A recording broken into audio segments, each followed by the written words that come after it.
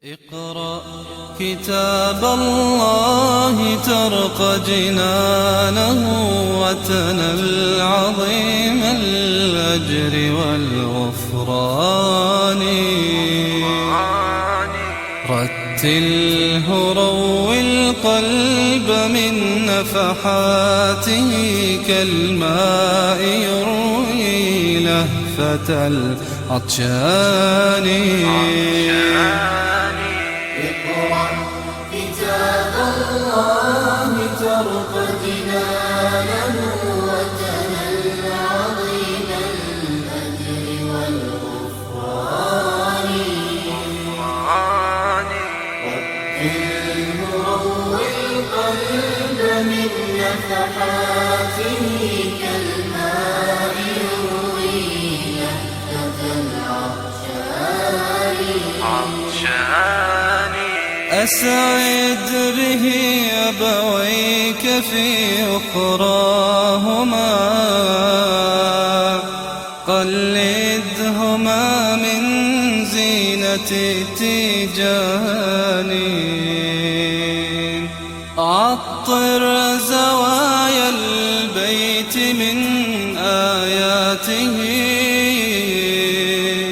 تزكي كنفح المسك والريحان. A very good morning to honorable guests and members of the online viewers.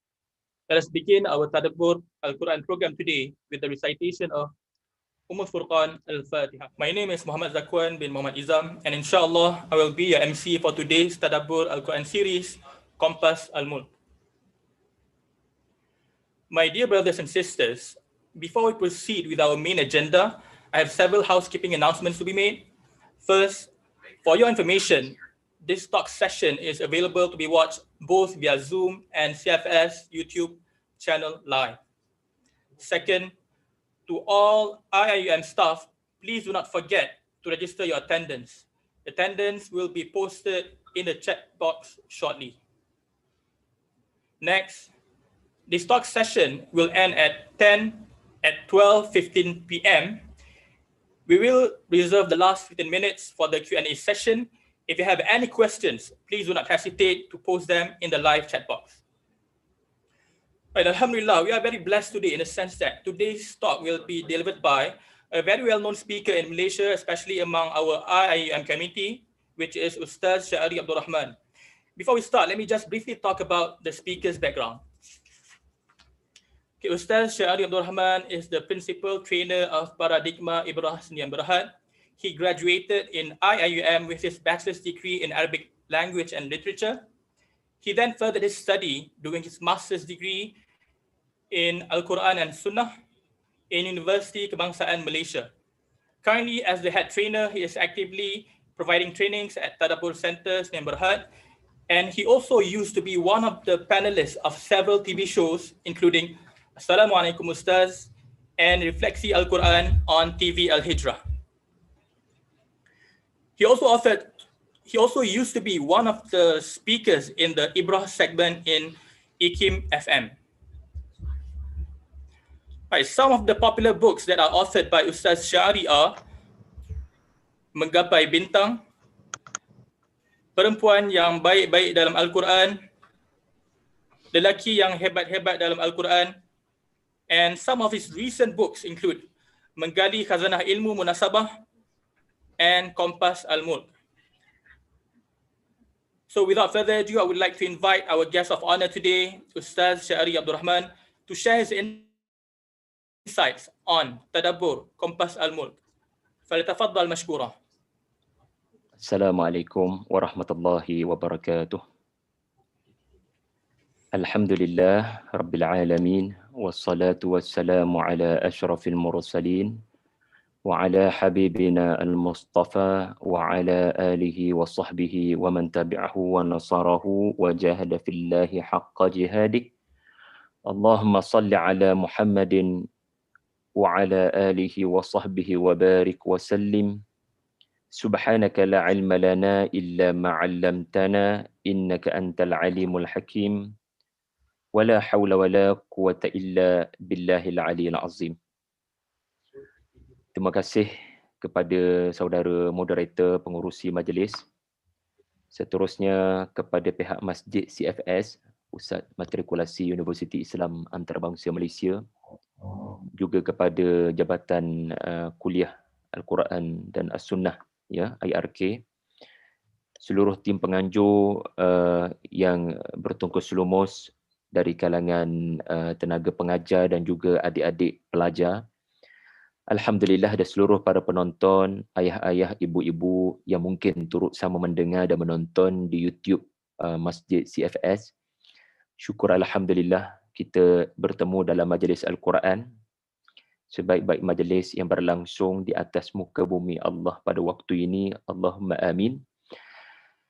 Dan pada pagi ini saya diberikan amanah kurang lebih 90 minit untuk berkongsi kepada saudara-saudari pelajar, ya, saya difahamkan para pelajar, apakah yang sepatutnya kita tahu tentang surah Al-Mulk sehingga boleh menjadi kelaziman kepada kita untuk tidak meninggalkannya sebelum tidur.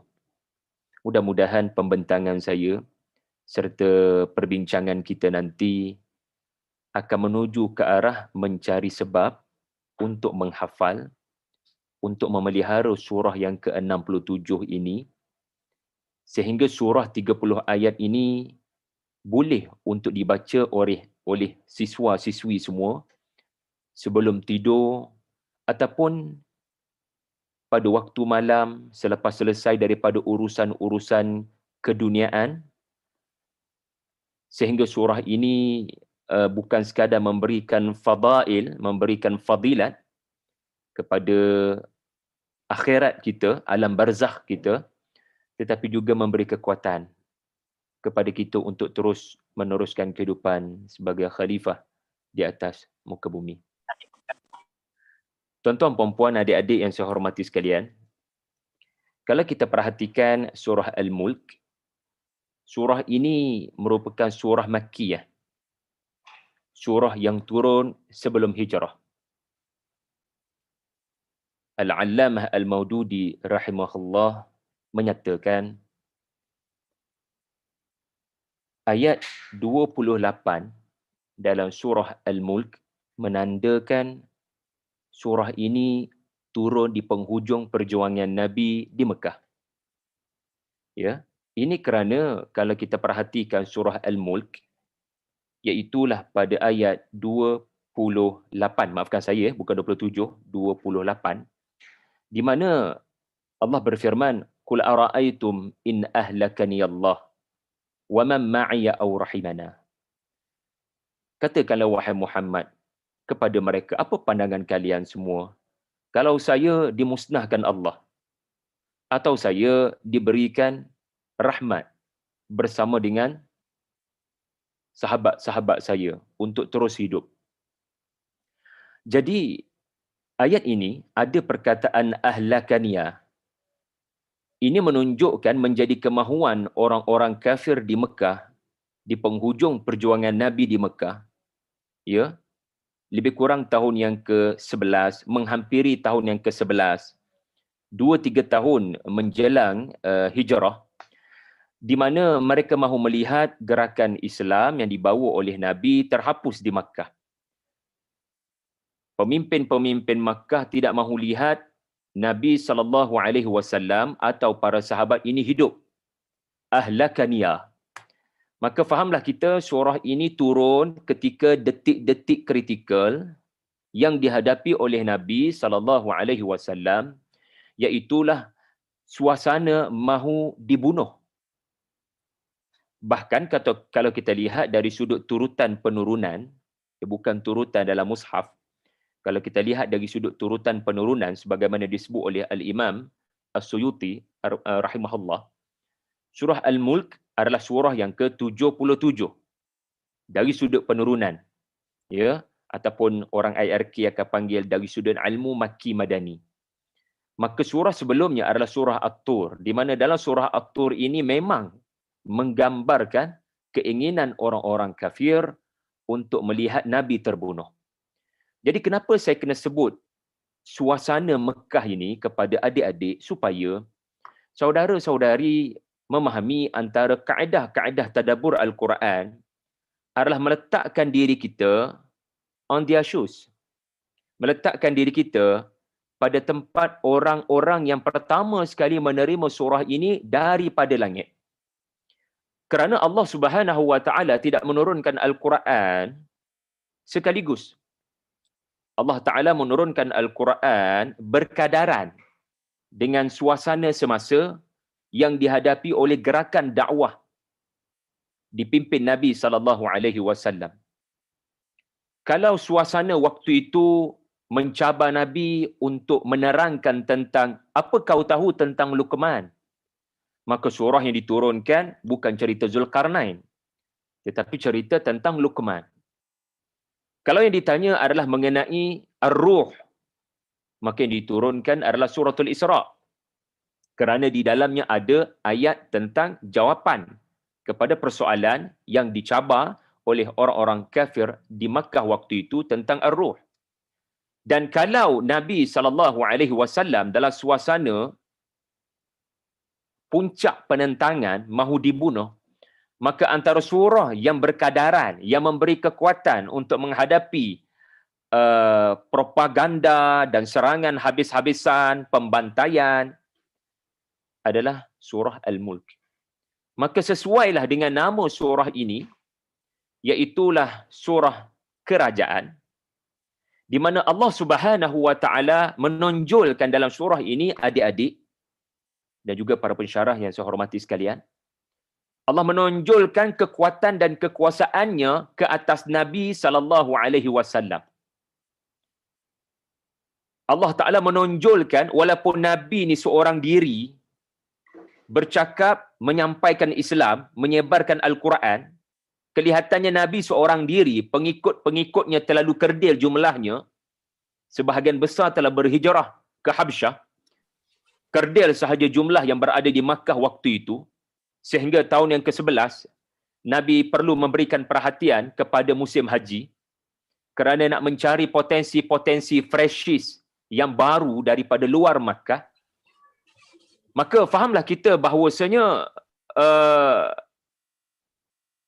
surah Al-Mulk ini Allah menonjolkan kepada Nabi SAW, just speak the truth. Usah bimbang tentang respon balas dan tindakan radikal, agresif daripada musuh-musuhmu. Aku akan tonjolkan kekuatanku menerusi surah Al-Mulk, di mana mereka tidak boleh berbuat apa-apa pun kepada kamu. Mereka boleh buat macam-macam, tetapi mereka tidak akan boleh mengapa-apakan kamu. Ahlakani Allah wa man ma'iya au rahimana. Hanya dengan izin Allah. Ahlakani Allah. Kalau dengan izin Allah sahaja, boleh berlaku apa yang kamu inginkan. Tetapi kalau seluruh dunia berhimpun untuk menimpakan kemudaratan kepada kamu, wahai Rasulullah SAW dan para sahabat, tidak sedikit pun daripada kemudaratan dan keburukan itu akan kena pada kamu, melainkan dengan izin Allah. So, tak payah risaulah. Demo kecek sahaja pasal Quran yang aku turunkan, nothing happen, insya-Allah. Jadi kalau kita baca surah Al-Mulk, adik-adik akan perasan Allah Ta'ala menyusun surah 30 ayat ini dengan ada 6 kul di penghujung. Ada 6 kul di penghujung surah Al-Mulk.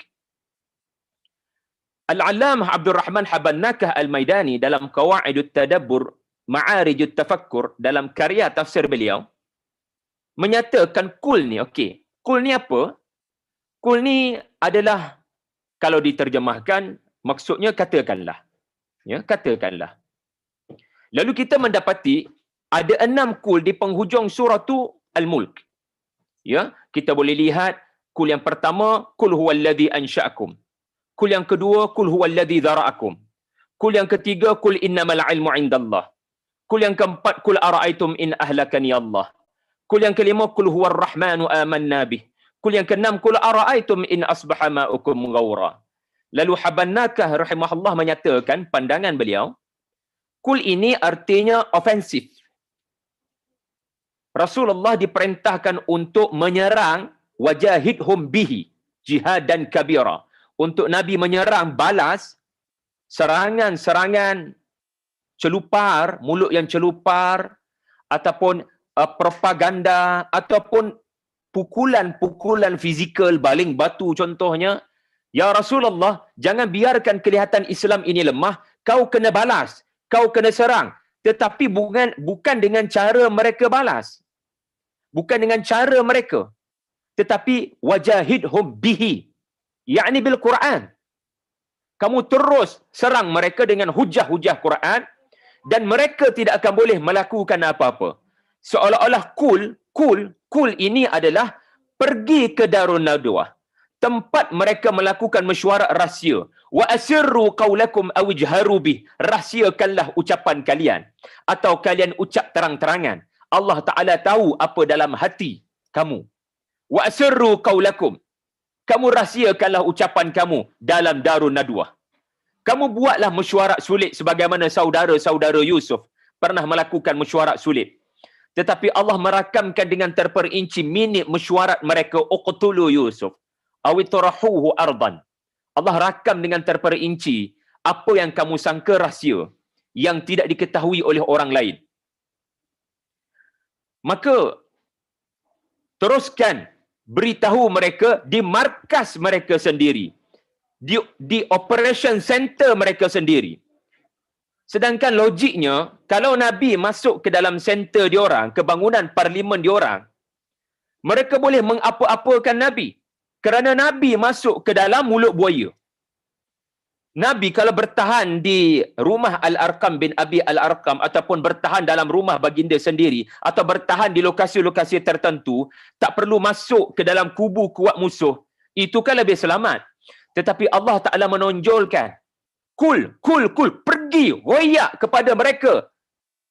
Apa yang aku nak kau beritahu, kul. Dan perhatikan, apa yang berlaku kepada Nabi Ibrahim akan berlaku kepada kamu, wahai sallallahu alaihi wasallam. Apa yang berlaku pada Ibrahim moyang kamu, wahai Nabi sallallahu alaihi wasallam, yang kerana doanya lah, kul ara'aitum in asbaha ma'ukum ghaura. In asbaha ma'ukum ghaura. Kerana doa Nabi yang bernama Ibrahim moyang kamu, lalu Allah datangkan air Zamzam. In asbaha ma'ukum ghaura, air korang. Jadi Allah Ta'ala mengingatkan Nabi SAW dalam kul yang terakhir, yang ada kena mengena dengan air Zamzam, yang didoakan oleh Nabi Ibrahim, Rabbi ja'al hadha al-balada aminan. Doa Nabi Ibrahim berkenaan, nak katanya Ibrahim ini adalah tokoh yang bersendirian, masuk ke dalam kerajaan istana Namrud. Alam tara ila alladhi hajja fi Ibrahim fi rabbih. Alam tara ila alladhi hajja Ibrahim fi rabbih an ataahu Allahul mulk. An ataahu Allahul mulk. Ada perkataan al-mulk. Allah tidak sebut Namrud. Allah Ta'ala sebut satu orang yang diberikan kerajaan. Amboi. Dapat kerajaan, berlagak pada pesuruh aku. Berlagak pada Rasul yang aku utuskan. Berlagak dengan wahyu. Lalu Allah perintahkan Ibrahim, pergilah kepada Namrud berkenaan, kamu cakap bahawasanya Tuhanku menghidupkan dan mematikan. Dan beritahu dia, Tuhanku menerbitkan matahari daripada timur. Cuba kamu yang berlagak Tuhan terbitkan daripada barat. Lalu apa yang berlaku? Allah Ta'ala rakamkan dalam suratul Baqarah, fabuhital ladzi kafara. Si kafir berkenaan terkelu lidahnya, tidak mampu berkata-kata apa-apa. Debate berkenaan, beliau kalah pada pusingan kedua kepada Ibrahim AS yang masih lagi remaja, seorang rasul, sami'na fatan yadhkuruhum. Lalu apa berlaku pada Nabi Ibrahim? Nothing happen kepada Nabi Ibrahim. Ibrahim AS selesai menyampaikan hujahnya, keluar daripada istana Namrud without anything happen. Tanpa sebarang perkara berlaku, kerana Namrud tidak berani untuk mengapa-apakan beliau. Sehinggalah apabila dakwah Nabi Ibrahim ini viral, lalu Namrud mula rasa terancam, maka waktu itulah beliau dan al-malaknya mula mengatur untuk menangkap dan menghumban ke dalam api. Subhanallah. Jadi saya harap adik-adik dapat melihat, ya, juga ayah ibu yang menonton, sebelum kita baca Quran, kita kena tanya terlebih dahulu, surah ni turun dalam suasana apa? Ya, ataupun istilah Syed Qutb rahimahullah, al-jawu an-nafsi, atmosfera, suasana Mekah tu. Ya, rupa-rupanya ia adalah suasana mahu dibunuh. Tetapi Rasulullah diberi motivasi berdasarkan surah ini, Al-Mulk. Kau adalah wakil kerajaan aku. Kau adalah kaki tangan dan pesuruh aku, seumpama postman yang diperintahkan untuk mengutuskan surat. Maka nothing happen, tak ada apa-apa akan berlaku. Walaupun kau kena sampaikan surat berkenaan, ya, ke dalam istana mewah yang bernama Quraisy di Makkah. Baiklah. Yang kedua kita nak faham pada hari ini, ya, adik-adik, adalah mengenai hadis-hadis fadilat. Saya tak suka tangguh soalan di hujung. Jadi saya beri 30 saat kepada pelajar-pelajar terlebih dahulu. Kalau ada soalan boleh ajukan sekarang. Tentang suasana ataupun kalau anda mahu kata asbabun nuzul pun boleh dikatakan begitu. Tetapi yang lebih tepatnya adalah Makki Madani. Sudut pandang kita kepada surah ini kepada pelajar pertama sekali yang menerimanya, sallallahu alaihi wasallam dan radhiyallahu anhum ajma'in. Ada apa-apa soalan adik-adik? Ada Ustaz. Silakan. Ustaz. Siapa tu? Faris Fikri. Silakan Faris. Saya tanya Ustaz, kan yang surah Al-Mulk ni kan di antara surah yang kita selalu baca kan. Betul. Kita apa munasabah dia apa dengan surah Al-Mulk ni dengan surah Sajdah, sebab dia macam kalau kita baca surah Al-Mulk, surah Sajdah, dia banyak poin yang sama. Tapi macam mana kita nak kaitkan dengan suasana yang Ustaz cakap tadi? Soalan yang sangat bagus. Saya harap pihak Urustia berilah hadiah kepada Faris Fikri. Soalan yang cemerlang. Kerana apa? Soalan berkenaan telah mengundang saya untuk menjemput anda mendapatkan karya saya, kerana dalam karya ini saya telah hurai tentang tanasub ataupun munasabah antara surah Al-Mulk dan surah As-Sajdah, iaitulah pada halaman, sesiapa yang memiliki buku ini, pada halaman 299. Ini kerana Nabi SAW dalam hadis yang pertama, saya terus kaitkan dengan fadilat ya, Nabi tidak meninggalkan surah As-Sajdah dan surah Al-Mulk sebelum tidur. Lalu saya kongsikan 1-2 persamaan sahaja antara surah As-Sajdah dengan surah Al-Mulk. Ya, iaitulah kita dapati ya, surah As-Sajdah dan surah Al-Mulk kedua-duanya berbicara tentang pengulangan azab. Pengulangan azab. Sebagai contoh, ya, dalam surah As-Sajdah kita mendapati pada ayat 20 adanya pengulangan. Iaitulah pengulangan setiap kali mereka mahu keluar daripada neraka, sekadar berkeinginan sahaja, ya, Zabaniyah, para malaikat akan menarik dan mengheret mereka ke tengah-tengah neraka. Kullama aradu an yakhruju minha u'idu fiha. Jadi ada kullama di situ yang menunjukkan pengulangan. Setiap kali mereka nak keluar kerana tidak tahan dengan kesakitan, Allahumma la taj'alna minhum, Allah Ta'ala akan kembalikan mereka ke lubang neraka, ke center kepada neraka Jahannam. Dan anda perhatikan juga, kullama juga terdapat dalam surah Al-Mulk ayat yang ke-8. Kullama ulqiya fiha. Kullama ulqiya fiha faujun sa'alahum. Yang menunjukkan pengulangan adegan lontaran daripada atas ke bawah. Kerana neraka ini bukan padang, dia adalah lubang.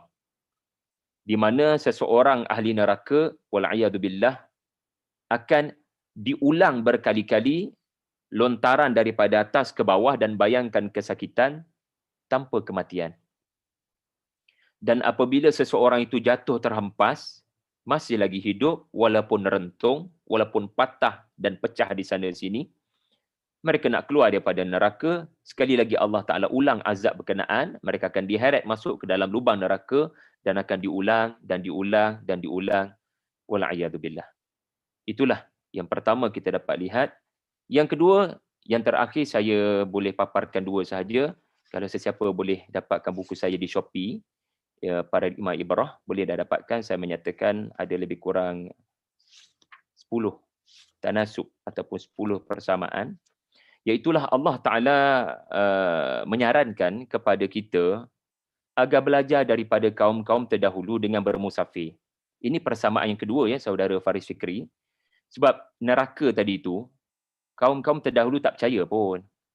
Mereka tak percaya pada hari pembalasan. Lalu Allah gesa kita untuk berjalan dan ambil pengajaran daripada umat-umat terdahulu. Ya, pergilah ke tempat-tempat tertentu seperti Madain Saleh, seperti Hadramaut.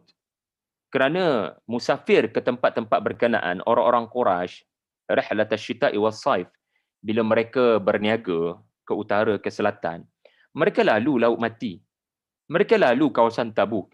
Mereka lalu kawasan Madian. Mereka lalu kawasan kaum Thamud. Mereka lalu kawasan kaum Ma'ad. Mereka bertemu dengan pedagang-pedagang daripada Mesir. Seharusnya apa yang mereka sembang-sembangkan adalah ahadith. Ya, suratul Mu'minun. Ahadith, iaitulah cerita yang viral tentang kemusnahan kaum-kaum yang gagah perkasa dan punyai peradaban yang hebat dahulu kala. Kenapa mereka boleh musnah ya? Sedangkan tamadun mereka tamadun yang sangat dikenang sebagai tubuh badan gagah perkasa. Seperti kaum Ma'ad. Kepintaran boleh mengubah bukit pasir kepada hotel 5 bintang kaum Thamud. Tiba-tiba musnah begitu saja. Sebab Allah musnahkan, sebab mereka tak percaya pada ayat-ayat neraka tadi itu. Lalu Allah gesa kita dalam surah As-Sajdah ayat 26, ya Faris Fikri. Awalam yahdi lahum kam ahlakna min qablihim minal quruni yamshuna fi masakinihim. Awalam yahdi lahum kam ahlakna min qablihim. Adakah mereka tidak dapat petunjuk daripada kaum-kaum yang telah kami musnahkan sebelum mereka apabila mereka berjalan di lokasi-lokasi mereka dahulu? Manakala dalam suratul Mulk ayat 15, huwallazi ja'ala lakumul arda dhalulan famshu fi manakibiha. Berjalanlah, ambil pengajaran daripada kaum-kaum terdahulu. Ya, walaqad kadzdzabal ladzina min qablihim. Walaqad kadzdzabal ladzina min qablihim dalam surah As-Sajdah, min qablihim dalam surah Al-Mulk, min qablihim fakaifa kana nakir. Subhanallah. Jadi itu dua lah daripada 10 yang saya nyatakan dalam buku. Jadi kalau saudara Faris Fikri dan adik-adik pelajar mahu bacaan lanjutan, saya tak sempat nak hurai di sini. Bahkan 2.0 pun saya tak sempat nak hurai munasabah surah As-Sajdah dengan Al-Mulk. Sebab amanah saya adalah pada surah Al-Mulk. InsyaAllah mudah-mudahan akan datang surah As-Sajdah. Okey, kita pergi kepada hadis yang pertama. Faris okey? Okey. Bagus, Faris mendengar dengan teliti. Okey. Hadis yang pertama daripada Nabi SAW. Apa yang bakal saya kongsikan hanyalah hadis-hadis yang sahih dan saya tidak berhasrat untuk berkongsikan hadis-hadis melainkan yang sahih. Yang pertama sekali adalah Nabi SAW tidak tidur melainkan apabila baginda membaca Alif Lam Mim Tanzilul Kitab la raiba fi As-Sajdah dan surah Tabaraka alladzi biyadihil mulk. Okey, bila kita dengar hadis ni, ada pelbagai sudut pandang kepada hadis ini boleh kita lihat. Pertama sekali, Nabi tidak suruh. Tetapi Jabir bin Abdullah yang melihat dan menyaksikan. Yang Nabi suruh kita baca Al-Mulk. Tetapi Nabi tidak menyuruh kita untuk menambah beban dengan As-Sajdah. Nabi sendiri membaca lebih daripada apa yang Nabi saran kepada kita. Apa pengajarannya? Siapa boleh sebut kat saya? Mari kita berinteraksi. Itu manfaat Zoom pun. Nabi, Tok Guru, baginda baca bukan 30 ayat, 60 ayat. Sebelum tidur, 30 As-Sajdah, 30 Al-Mulk. Tapi bila menyarankan kepada murid, kepada sahabat, 30 je ayat daripada surah Al-Mulk. Apa anda belajar? Wahai bakal pensyarah, wahai bakal murabbi, wahai bakal guru. guru bukan sekadar beramal dengan apa yang diajar. Guru mesti lebih lagi daripada murid. Barulah ada barakah dan hikmah dalam mendidik dan membangunkan generasi. Ya. Nabi SAW selaku rasul, sebagai pendidik, merasakan apa yang disebut sebagai hasanatun lil abrar, hasanatu lil abrar wa sayyiat lil muqarrabin. Benda ni baik kalau orang awam melakukan, tetapi bagi aku, ya, kalau aku tak buat, ia adalah keburukan. Sebab itu tahajud bagi Nabi adalah kefarduan. Sedangkan kepada para sahabat Nabi tidak fardukan, kerana hanya kepada Nabi. Wa minal laili fatahajjad bihi nafilatan laka. Jadi itu nombor satu kita belajar, guru yang melihat keberkesanan didikannya adalah berdasarkan dia sendiri amalkan ke tidak apa yang dia cakap. Sebab itu Jabir nampak Nabi selalu begitu. Subhanallah. Nabi tak suruh kita baca Al-Mulk dan As-Sajdah. Tetapi Nabi itu sendiri, Jabir nampak selalu tidak meninggalkan dua surah ini sebelum tidur. Itu nombor satu kita belajar, guru mesti mengatasi murid dalam hal amalan. Jadi siapa-siapa free, boleh contoh-contoh di ruangan komen supaya awam, masyarakat kita boleh nampak benda-benda tersirat daripada hadis ni. Yang kedua, Nabi memilih dua surah yang paling banyak sebut tentang neraka berbanding syurga. Ayuh fikirkan sejenak. Kenapa Nabi tak pilih suratul Insan? Kenapa Nabi tidak memilih suratul Rahman sebelum tidur? Sedangkan kedua-dua surah berkenaan lebih banyak menceritakan tentang syurga. Kenapa Nabi memilih surah yang banyak menceritakan tentang neraka? Dan setakat perhatian saya, ayat dalam surah As-Sajdah dan Al-Mulk, ayat yang direct ataupun indirect berbicara tentang a'yunin, qurratu a'yun, ayat yang berbicara tentang syurga, wa ajrun kabir, surah Al-Mulk, hanya satu ayat sahaja. Ayat yang indirectly bermaksud syurga, walaupun Allah tak sebut jannah. Sedangkan selebihnya ayat-ayat pasal neraka. Yang membaca dua surah banyak ayat neraka adalah penghulu syurga. Apa pengajarannya? Nabi ini penghulu syurga, Firdaus. Nabi ini orang yang paling tinggi kedudukan di sisi Allah. Tiba-tiba kehidupannya di dunia lebih banyak membaca Al-Quran yang memberikan kepada kami, yang memberikan kepada Nabi perasaan untuk tidak rasa selesa. Comfort zone. Itu rupa-rupanya sikap yang Nabi pilih supaya kamu, walau tinggi mana ilmu agama, walau hebat mana kamu berdakwah, kamu, walau banyak mana hafazan Quran, kamu, walau banyak mana pun tadabbur, belik tafsir Quran, tafasir, itu tidak menjamin kamu untuk terlepas daripada azab. Wa inna minkum illa wariduha kana ala rabbika hatman maqdiya. Abdullah bin Rawahah menangis-nangis bila lalu ayat dalam surah Maryam berkenaan. Sebab apa? Isteri tanya. Lalu si suami Abdullah bin Rawahah mengatakan, aku risau ayat ni adalah Allah menerangkan tentang aku yang gagal untuk survive bila meniti titian sirat yang terbentang di atas neraka Jahannam. Wa inna minkum illa wariduha kana ala rabbika hatman maqdiya. Ini sahabat Nabi yang risau untuk melintas titian sirat. Itu sahabat, kita macam mana? Kau tak risau? 10 orang sahabat yang dijamin syurga. Daripada Abu Bakar As-Siddiq sampailah Abdul Rahman bin Auf. Mereka selalu melazimi suratul Munafikun. Dan Nabi SAW hari Jumaat baca surah Al-Jumu'ah, rakaat pertama, rakaat kedua Nabi baca surah Al-Munafikun. Apa tujuannya? Bukan nak munafikkan orang. Untuk risau dalam hati kita ada benih nifak. Tanda-tanda munafik ni, kamu berjanji, kamu dusta. Bila kamu marah, kamu lampau batas. Kita kena risau. Para sahabat yang dijamin syurga, rupa-rupanya banyak membaca suratul munafikun, risau mereka ada penyakit nifak yang boleh menyebabkan mereka fi darkil asfali minan nar. Berada di dasar neraka. Walhal mereka penghuni syurga yang dijamin Rasulullah. Adakah adik-adik nampak karakter para sahabat dan karakter Nabi memilih surah banyak neraka? Kerana mereka tidak pernah menganggap ayat Quran ni boleh kita pilih-pilih. Saya ni banyak melakukan dakwah, jadi saya rasa surah yang sesuai adalah surah yang banyak memaparkan syurga. Kau jangan terlalu yakin.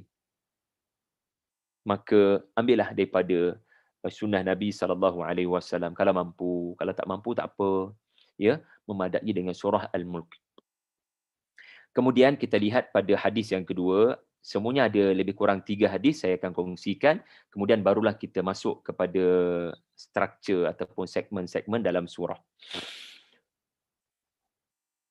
Hadis yang kedua, Nabi SAW bersabda, sesungguhnya di dalam Al-Quran ada 30 ayat yang sesiapa yang bersahabat dengan surah 30 ayat berkenaan, maka beliau akan mendapat syafaat. Allahumma ja'alna minhum. Ya. Hatta ghufira lahu. Di mana surah ini akan membelanya, memberikan syafaat kepadanya sehinggalah dia diampunkan Allah. Ingat ya, bila kita bangun daripada kubur, hidup selepas mati, yang hanya boleh menyelamatkan kita bukan harta yang banyak atau anak-anak yang ramai. Yauma la yanfa'u malun wala banun illa man atallaha biqalbin salim. Ucapan Nabi Ibrahim, doa Nabi Ibrahim dalam surah Asy-Syu'ara. Tuhan, hari itu adalah hari di mana tiada memberikan manfaat harta, benda dan anak pinak. Yang hanya boleh menyebabkan anda mendapat manfaat daripada dunia adalah keampunan daripada dosa. Maka surah Al-Mulk akan membantu untuk Nabi SAW memberikan syafaat kepada kita. Ya. Jadi ini adalah satu perkara yang disebut ghaibiyat, sam'iyat, di mana kita tak boleh nak gambarkan apa rupa paras surah Al-Mulk di padang mahsyar, kita tak tahu. Tetapi kita meyakini itu yang akan terjadi. Namun sila beri perhatian pada perkataan sahib. Perkataan sahib. Okey. Kerana perkataan sahib ini juga terdapat pada hadis seterusnya, khasamat an sahibaha, khasamat an sahibiha. Surah Al-Mulk akan khasamat, akan menjadi peguam bela yang akan berusaha walaupun terpaksa naik suara, khasama kan. Naik suara semata-mata nak mempertahankan kita sehinggalah kita ini boleh disenaraikan sebagai ahli syurga walaupun pada asalnya keadilan Allah adalah kita ahli neraka, na'udzubillah. Maknanya kepada pendosa sekalipun tetapi bersahabat dengan surah Al-Mulk,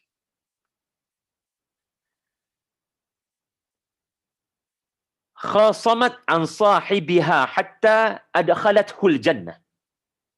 Ini menunjukkan di dunia dia terlalu banyak dosa. Sedangkan dia bersahabat dengan surah Al-Mulk. Ini menunjukkan tidak semestinya anda membaca surah Al-Mulk anda akan terpelihara daripada dosa. Tetapi barakah Al-Quran kepada seseorang yang sahib, yang melazimi, maka barakah dan fadilat surah ini akan mengena kepadanya di lubang kubur, diampunkan Allah, ya, dan di pada mahsyar akan dibela habis-habisan. Tetapi beri perhatian kepada perkataan sahib. Orang yang bersahabat tak sama dengan liqari'iha. Kalau sekadar membaca liqari'iha, tetapi bersahabat ini berbeza daripada sekadar baca. Sahabat maksudnya anda tidak tinggalkan dia. Anda selalu bawa ke mana-mana. Idh yaqulu li sahibihi la tahzan. Ketika Rasulullah berkata kepada sahabatnya Abu Bakar As-Siddiq yang tak pernah tinggalkan Nabi walau setiap hari. Dalam perjuangan Nabi sejak daripada hari pertama Islam disebarkan di Makkah. Hinggalah ke detik terakhir 23 tahun. Abu Bakar sentiasa bersama dan mendapat gelaran daripada Al-Quran. Idh yaqulu li sahib. Ya, iaitulah dalam surah Taubah ketika mengulas peristiwa di Gua Thur Hijrah. Jadi sahabat ni maknanya adalah anda tidak meninggalkan dia. Maka benarlah Nabi sebut dalam hadis pertama tadi, jangan tinggal walau sehari. Sebab itulah saya struggle, cuba bantulah dalam kudrat saya, sekadar saya mampu bantu. Ya, khususnya di bab-bab terakhir buku ini, macam mana untuk bantu adik-adik boleh hafal surah Al-Mulk, supaya bila nak tidur je boleh baca spontaneous. Ya, boleh baca secara tanpa melihat mushaf. Ya, supaya kita dapat golongan orang yang bersahabat, ya, sahib al-mulk, orang yang bersahabat, orang yang tidak meninggalkan, orang yang melazimi surah Al-Mulk ini. Dan yang seterusnya saya nak sebutkan di sini, sahabat, kalau Rasulullah dengan Abu Bakar, kalau pemuda Al-Kahfi dengan gua, ya dengan gua, ashab Al-Kahf. Kalau Nabi Yunus, sahib Al-Hut. Maknanya ada chemistry antara sahib dengan mashub. Adanya chemistry. Rasulullah dengan Abu Bakar ada persamaan. Pemuda Al-Kahfi dengan gua ada persamaan. Nabi Yunus dengan ikan paus ada persamaan sehingga mendapat gelaran Al-Quran belaka itu sebagai ashab ataupun sahib kerana adanya chemistry, yakni memahami. Saling memahami. Jadi artinya kita kena faham. Kita kena berjuang untuk faham. Jangan sekadar baca tak faham. Sekurang-kurangnya ada terjemahan surah Al-Kahf. Sekurang-kurangnya rujuklah terjemahan. Supaya kita faham apa maksud futur. Supaya kita faham apa maksud tibaqan dalam bahasa Melayu. Agar kita faham khasian dalam bahasa Melayu. Hasir gapo dia? Syahiqan gapo dia? Tafur gapo dia? Suhqan gapo dia? Ya? Dan saya tidak berhasrat untuk tinggalkan hadis yang keempat, di mana hadis ini ya dipersetujui oleh Nabi SAW, tetapi kalam Abdullah ibnu Mas'ud. Ya, tetapi marfu', ya, berstatus marfu' kepada Nabi SAW, Nabi telah bersetuju. Ya, kalau Nabi tidak bersetuju, pasti Nabi akan memberikan respon balas. Kerana Ibnu Mas'ud menyebutnya, ya, kami di masa Rasulullah. Maknanya Rasulullah ada mendengar apa yang Ibnu Mas'ud kata. Ya.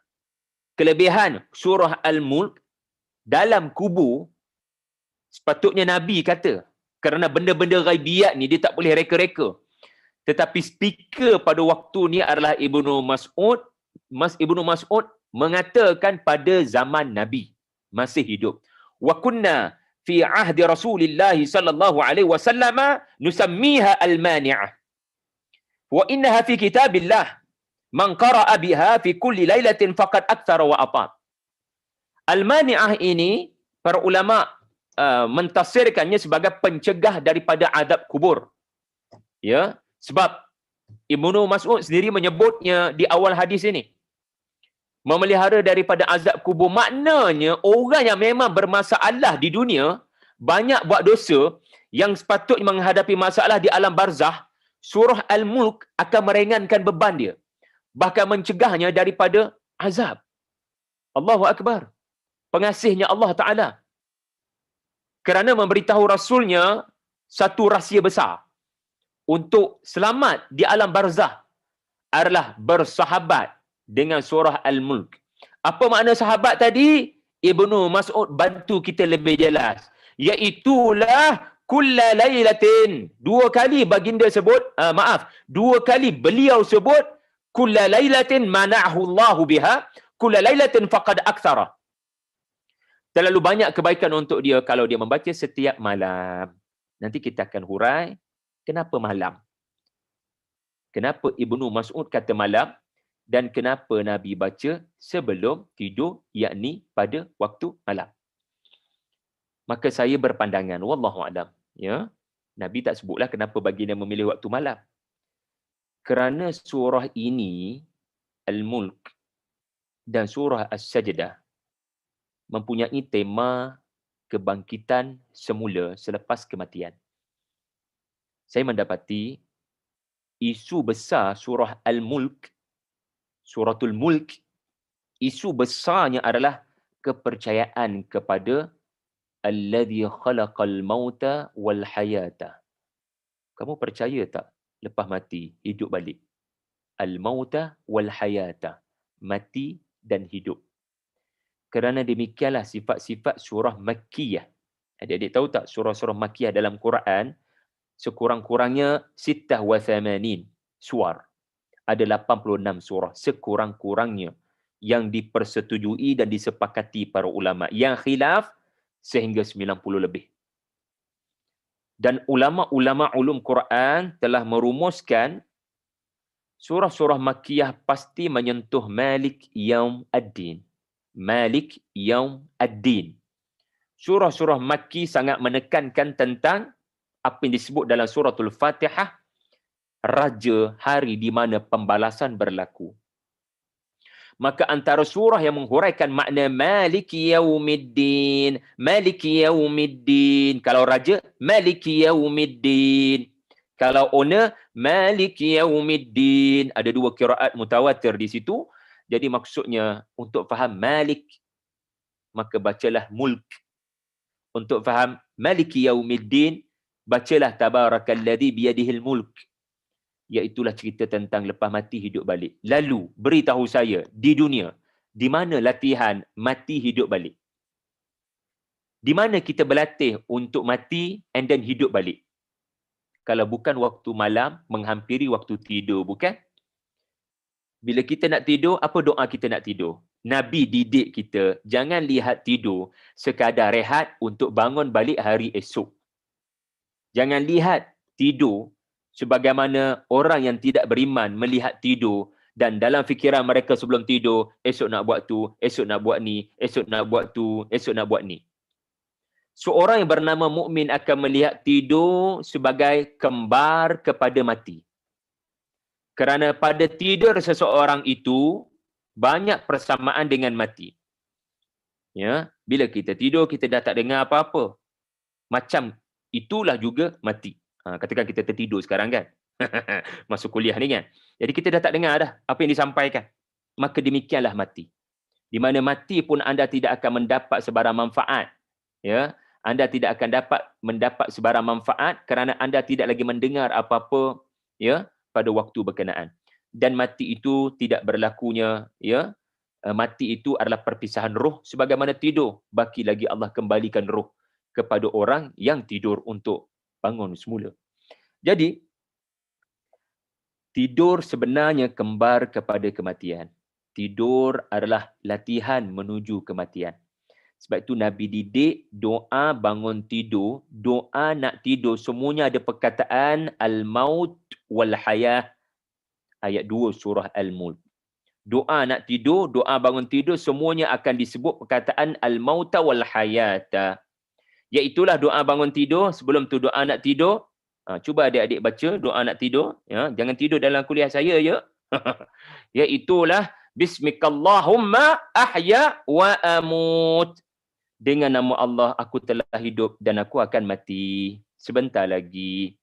Jadi Rasulullah didik kita untuk tengok tidur tu sebagai mati. Maknanya kalau tidur tu mati, kalau kejap lagi kamu mati, takkan kamu memikirkan hari esok. Kalau kamu tahu sekejap lagi kamu mati, seorang pesakit katakan diumumkan oleh doktor lagi 2 jam kamu akan mati, agaknya dia akan buat apa? Dia dah tak fikir dah hari esok. Dia akan fikir apa amalan dia boleh buat untuk selamat dalam kubur. Kalau doktor kata kamu hanya boleh hidup lagi 1 jam, sebab Bila kamu dah ada di katil, hanya 1 jam lagi kamu akan betul-betul deep sleep. Apa yang akan kamu fikirkan dalam kepala kamu? Kamu tak akan fikirkan sangat esok nak buat apa. Ya, kamu akan fikirkan apa aku dah buat hari ni? Aku dah bertaubat ke belum? Ada aku memutuskan silaturahim hari ni? Ada aku menyebabkan pergaduhan berlaku antara orang-orang beriman? Ada kebaikan aku buat hari ni? Kita akan fikir apa kita buat yang boleh membantu kita kat lubang kubur. Alhaakum at-takatsur hatta zurtum al-maqabir. Kita akan jadi orang yang tidak terlalu gairah memikirkan hari esok. Wa ma tadri nafsum madza taksibu ghadan. Tetapi kita akan memikirkan, ya ayyuhalladzina amanu taqullaha wal tanzur nafsum ma qaddamat lighadin. Kita akan lebih memikirkan bukan esok tu hari Khamis.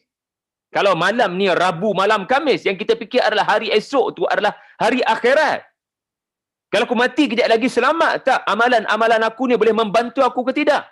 So wallahu alam. That's why barangkali Nabi memilih untuk membaca sebelum tidur, kerana konten isi kandungan surah ini adalah bicaranya mengenai mati hidup. Lepas mati hidup. Tetapi sejak bila Quran tunduk pada kaedah-kaedah makhluk? Sejak bila Quran tunduk kepada kaedah-kaedah logik, iaitulah mengikut kronologi penurunan. Jadi antara i'jaz Al-Quran, antara mukjizat Al-Quran yang disebut dalam kitab-kitab ulum Quran, ya, kalau Fatin boleh belajar lebih lanjut, itu sangat baik, di mana ada satu bab penting yang dinamakan ilmu munasabah.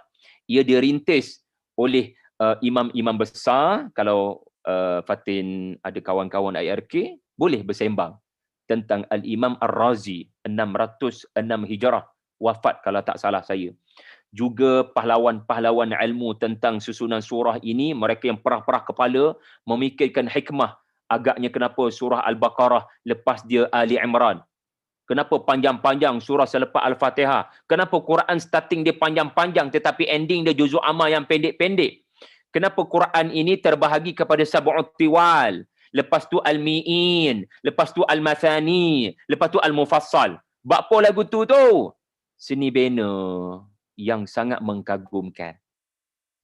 Kalau Fatin pernah pergi Turki ataupun sesiapa pernah pergi Turki, mesti tercengang dengan Masjid Sulaimania. Masjid lama Ottoman, dibina oleh Sultan Sulaiman. Kita tengok macam mana orang dulu-dulu. Ya, tahun 1600, 1500, zaman Eropah tak ada elektrik. Zaman Eropah tak ada mikrofon. Tiba-tiba masjid boleh ada elektrisiti. Tiba-tiba masjid boleh ada mikrofon quote in quote, dan lebih menakjubkan anti gempa bumi. Boleh survive lah. Maknanya bukan boleh selamat pada gempa bumi, tetapi dibina untuk bersiap sedia dengan sebarang risiko gempa bumi. Dan lebih menakjubkan, how Mimar Sinan boleh bina bangunan yang symmetrical yang begitu cantik. Takjub. Kalau saya sebut Mimar Sinan, Fatin akan percayalah, memang logik lah dia boleh bina macam ni. Cantik binaan, orang yang berpengalaman luas dalam architecture, ya, belajar di KAED, lepas tu praktis. Tetapi kalau saya kata yang mencadangkan seni bina ni orang buta huruf, yang tu kena duduk kat situ, menara pensel kena bentuk begitu, dia tak boleh 2, dia kena 4 biji menara pensel. Lepas tu kubah dia kena berkubah-kubah, ada semi kubah, ada kubah penuh. Lalu anda kagum dengan masjid berkenaan, tetapi bila disebut kepada anda siapa arkitek, grade arkiteknya adalah semuanya buta huruf, tak pernah belajar dekat KAED, dia tak pernah membaca, apa perasaan anda? Hai, ini aneh. Ini menunjukkan kalau si buta huruf, al-ummi, yang mencadangkan pelan pembinaan masjid, ini bukan daripada beliau. Idea dan pelan susun atur itu bukan daripada beliau. Ia daripada Allah. Qul innama ana basyarum mithlukum yuha ilayya wa ma yantiqu 'anil hawa in huwa illa wahyun yuha. Ini menunjukkan Nabi SAW menerima wahyu. Ini disebut sebagai tauqifi. Minta maaf panjang lebar pula, tetapi saya suka soalan Fatin. Terima kasih. Kita teruskan kepada struktur, kemudian kita akan tamat insya-Allah. Struktur surah Al-Mulk saya bahagikan kepada 6 bahagian. Okey, untuk 1.0 ni kita pergi simple-simple saja, ya, untuk adik-adik tahu 6 bahagian dalam surah Al-Mulk. Ya, juga untuk haji-hajah yang mendengar di YouTube boleh nampak perjalanan surah ini. Ya, perjalanan surah ini dengan 6 bahagian. A, L, M, U, L, K. Ini saya punya usaha untuk memudahkan anda dapat hafal dengan nampak flow dengan akronim tu sendiri. Ya, saya fikir dulu apa konten setiap bahagian ni. Saya perah otak dululah memikirkan apa agaknya tema-tema ataupun babak-babak penting dalam surah ini. Jadi saya menemui 7, tapi saya cuba nak jadikan 6. Ya, mudah-mudahan membantu mereka yang bernama awam untuk dapat hafal surah Al-Mulk. Okey. A. Okey, mari kita lihat ya. A. A ni adalah agungnya kekuasaan Allah. Sebab apa? Sebab ayat 1 hingga 4 bahagian pertama. Okey, kepada yang mencatat, kita sebut dulu sepintas lalu. Ayat 1 hingga 4 adalah huruf A. Ya, agungnya kekuasaan Allah. Okey. Kemudian L, lontaran yang menyakitkan. Ayat 5 hingga 12. Ayat 5 hingga 12. Okey. Kemudian M, ayat 13 hingga 18. Mesyuarat rahsia. Mengundang malapetaka. Itu M. Kemudian U, ayat 19 hingga 21. Okey, buat nota belakang tu, buat nota simple-simple je. Ya, ayat 19 hingga 21. Upaya tentera Allah. Upaya tentera Allah. Huruf L, ayat 22. Ayat 22 hingga 27. Lemah longlai. Langkah orang-orang kafir. Ayat 22 hingga 27. Dan akhir sekali K. Ya, ayat 28 hingga 30. Iaitulah kehidupan selepas kematian. Okey, catat belakang dah catat semua. Okey. Sekarang hari ni kita nak fokus pada A, ya. Kita nak fokus pada A dan L. Ya, nanti 2.0 kita akan sambung dengan MULK. Sebab kita nak tak banyak dan tak padat sangat hari ini, asalkan anda boleh faham. Daripada padat dan tepu, satu apa pun tak nampak dan tak faham. Okey. Baik, kalau kita perhatikan ayat 1 hingga 4, ia menceritakan tentang kekuasaan Allah Subhanahu wa taala. Apa kekuasaan Allah? Okey, itu nombor 1 saya akan jelaskan, ayat 1 hingga 4. Okey, keep back in your mind. Nombor 2 saya akan huraikan adalah ayat 5 hingga 12. So hari ini kita cover 12 ayat sahaja, iaitulah di mana adanya cerita tentang lontaran yang menyakitkan. Ya, lontaran yang menyakitkan kepada siapa? Kepada siapa? Kepada yang deny A. Kepada yang menafikan keagungan kuasa Allah, dia akan dibalas di dunia dan di akhirat. Di dunia dan di akhirat. So ada makhluk dilontarkan di dunia, ada makhluk dilontarkan di akhirat. Ada sesuatu membabitkan lontaran. So stay with me. Mari kita pergi pada ayat 1 hingga 4 terlebih dahulu. Kemudian ayat 5 hingga 12. Dengan sempadan itu dah ada dalam fikiran anda semua. M, U, L, K, yang tu nanti insya-Allah. Okey. Pertama sekali bila kita tengok tema agungnya kekuasaan Allah, kita akan mendapati ayat 1 menceritakan tentang kerajaan Allah Ta'ala adalah berbeza dengan kerajaan Namrud, kerajaan Fir'aun. Hatta kerajaan orang-orang beriman seperti Zulkarnain, Nabi Daud, Nabi Sulaiman. Di mana bezanya? Tabarakalladzi biyadihil mulk wa huwa ala kulli syai'in qadir. Maha berkat kekuasaan Allah yang menguasai pemerintahan dunia dan akhirat, dan memanglah dia maha kuasa ke atas setiap sesuatu. Ayat ini membezakan kerajaan Allah dengan kerajaan yang dikurniakan Allah kepada makhluk. Apa bezanya? Apa beza kerajaan Allah Ta'ala dengan kerajaan yang diberikan kepada makhluk? Alladhi khalaqal mauta wal hayah. Setiap kerajaan yang Allah Ta'ala beri kepada makhluk, ada tarikh mati. Ada tarikh akan jatuh. Ada sempadan, ada batasan, ada perkara yang mereka tidak boleh untuk kekalkan. Tetapi kerajaan Allah, ya, adalah kerajaan yang kekal abadi. Maka anda lihatlah sendiri, daripada sehebat-hebat pemerintah seperti Firaun, tamat riwayat di Laut Merah. Ya. Dan sehebat-hebat pemerintah saleh seperti Nabi Sulaiman, ya, juga berakhir kerajaan baginda selepas kewafatan. Tetapi kerajaan Allah adalah kerajaan yang tidak akan tamat. Dan bila nama kerajaan, maknanya apa? Pemberian yang tidak putus daripada kerajaan Allah. Bila kerajaan itu tumbang, dia sudah tidak boleh memberi manfaat. Bila satu orang tumbang sebagai pemerintah, beliau sudah tidak boleh beri manfaat. Tetapi Allah Subhanahu wa Ta'ala lam yalid wa lam yulad. Apa makna lam yalid wa lam yulad? Allah tidak melahirkan. Sebab yang memerlukan anak lalu melahirkan anak adalah ibu bapa yang tahu mereka akan mati. Sedangkan Allah tidak akan didekati kematian kerana Allah menciptakan kematian. Maka yang memerlukan kepada anak adalah mereka yang mahukan pewaris. Sebab mereka tahu mereka akan mati. Walam yulad.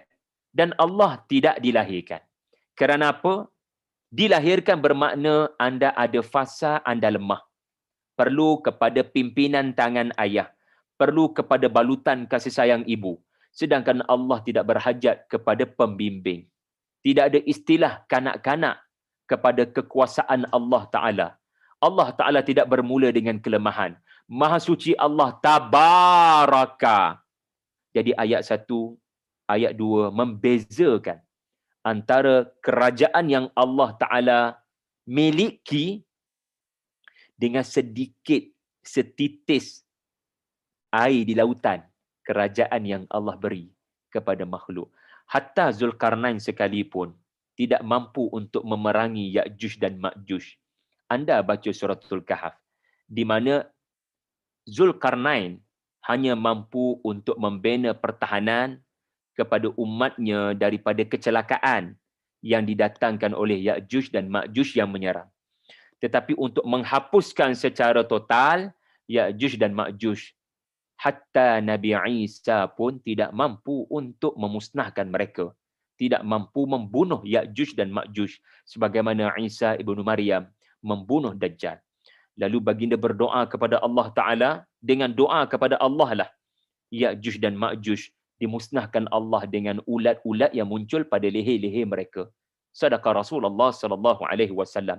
Jadi, antara poin penting ayat 1 dan ayat 2 adalah terbatasnya kemampuan makhluk. Sedangkan Allah tabaraka, maha, tak ada batasan. Tak ada batasan. Seorang pemimpin politik, dia boleh memerintah 5 tahun. Lepas 5 tahun, rakyat akan menjadi pengadil menilai prestasi. Tetapi Allah Ta'ala tidak berkehendak. Tidak memerlukan kepada penilaian sesiapa untuk menentukan terus memerintah ataupun tidak. Tidak ada istilah menerima mandat. Ya, itu nombor 1 kita nak belajar tentang agungnya kekuasaan Allah yang tiada batasan. Hanya dengan perkataan yang pertama, tabaraka. Tabaraka. Iaitulah maha besar, maha berkat, ya, maha stabil. Ya. Yang kedua, kita masih lagi dalam tema huruf A, ya, agungnya kekuasaan Allah. Di mana kuasa makhluk adalah boleh melakukan sekehendaknya kepada sesiapa sahaja sepanjang dia memerintah di atas muka bumi. Firaun melakukan apa yang dia nak lakukan, kezaliman. Sulaiman melakukan apa yang baginda lakukan, keadilan. Silakan. Allah beri pada kamu kekuasaan. Silakan. Dan ingat, kuasa adalah fitnah yang paling besar. Ia adalah ujian yang berat. Sedikit yang boleh menggunakan kuasa untuk memerintah dengan keadilan. Tetapi majoriti manusia bila diberi kuasa, mereka melakukan kerosakan. Sebab itulah Nabi Sulaiman, dia tahu, orang adil bila dapat kuasa terlalu sedikit. Hatta baginda pun kecewa. Anaknya tidak mampu untuk menjadi sepertinya.